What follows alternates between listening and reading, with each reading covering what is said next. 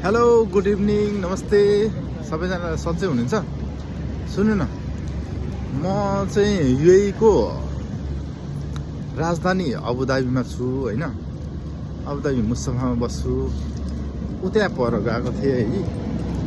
यहाँ के छ भने सबै कुराहरू सबै ठिक छ है, तर तपाईहरु भिजिट भिसामा चाहिँ नआइदिनु ल।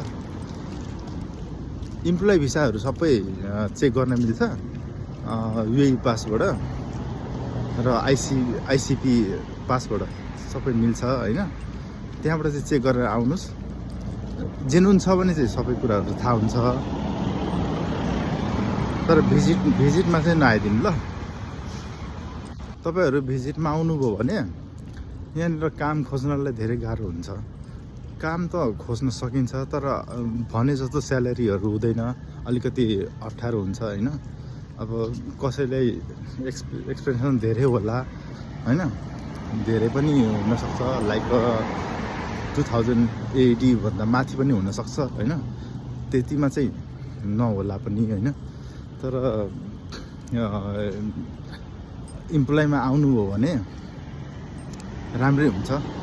अलिकति जे भए पनि थोरै दिए पनि तपाईहरुलाई चाहिँ एकदमै सहज हुन्छ त्यति बेला चाहिँ है। केही जानकारी चाहियो भने चाहिँ मलाई सम्पर्क गर्नु होला।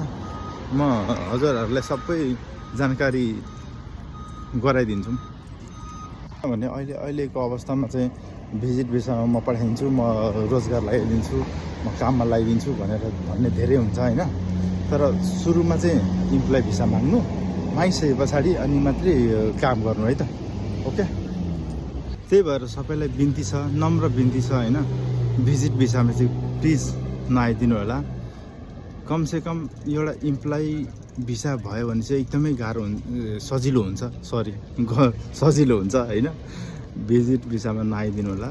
भिजिट भिसामा पनि आयो भने हैन, तर सुरुमा चाहिँ काम लाउने मान्छेलाई चाहिँ अब अहिले नेपाल सरकारले चाहिँ दिँदैन नि त त्यतिकै इम्प्लोइ भिसामा, पर्सनल व्यक्तिगत इम्प्लोइ भिसामा दिँदैन आउनलाई। भिजिट भिसा लाएरै आउनुपर्छ। तर सुरुमा चाहिँ इम्प्लोइ भिसा लाएर आउनु, इम्प्लोइ भिसा लगाइसकेपछि भिजिटमा आउनु, केही फरक पर्दैन। तर पहिला चाहिँ भिजिटमा चाहिँ कहिले पनि नआउनु। ओके।